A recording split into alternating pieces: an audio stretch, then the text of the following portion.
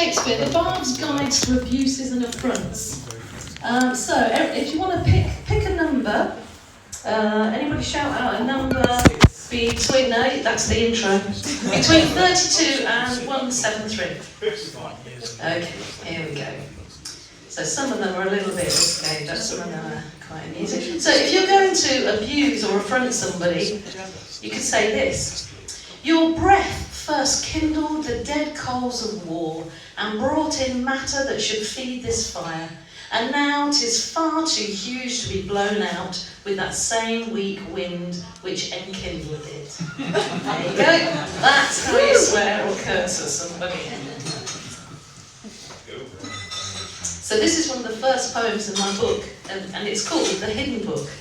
And as a single woman, sometimes you feel like that hidden book. So I wrote this. Notice my design. Reach out and choose me. Hold me.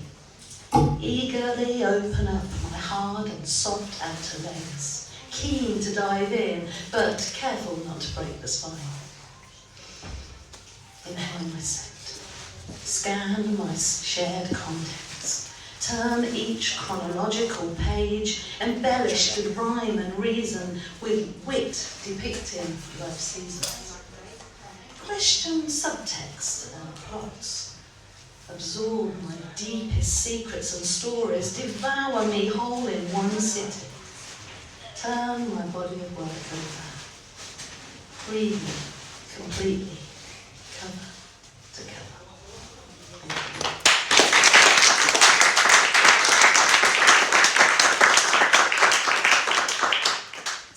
So this time last year, I was performing at the Bardic Picnic over at Northampton, and I can't remember what was the theme.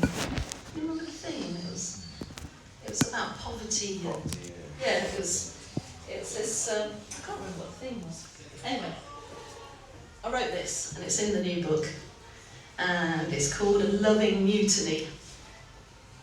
It beggars belief there's still beggars on streets, so much food and plenty in our world. Still, the homeless need a drying place to come, a covered space to keep warm, away from scorn, worn out from the ridicule of heartless fools. So judging and cruel. Meanwhile, record off the scale profits for large corporations and profiteers, but record food banks and handouts from charities and volunteers. More corruption and backhanders planned, as the people of the land are distracted, striving to survive, queuing for their health, as wealth climbs for those born in the know, who keep it to themselves. Governments offer a noose of fabricated promises and truth. Glasses chink, hands shook to close another deal, whilst folk run the programmed hamster wheel. Many experiencing a tough mental duel, weighing up to spend money on food or on fuel. But together there's hope.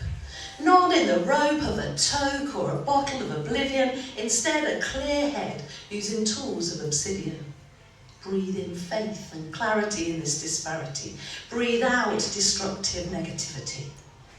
Check in on friends, less conversation poverty. Support, share time and energy. Protect each other to avoid more eulogies. Let's turn off the news and the lies, the consumer lunacy. Grow greener, naturally, and more crucially, buy less plastic so we can see more changes around us. Work in unity, a creative assembly. Start a massive loving mutiny. Begin tending our days in new ways. Sowing gratitude and generosity, merge our talents and diversity, sprout new buds of opportunity, a sweet mix of fruitful synergy, feel our best lives of possibilities, side by side in rich community. Let's do that. Thank you.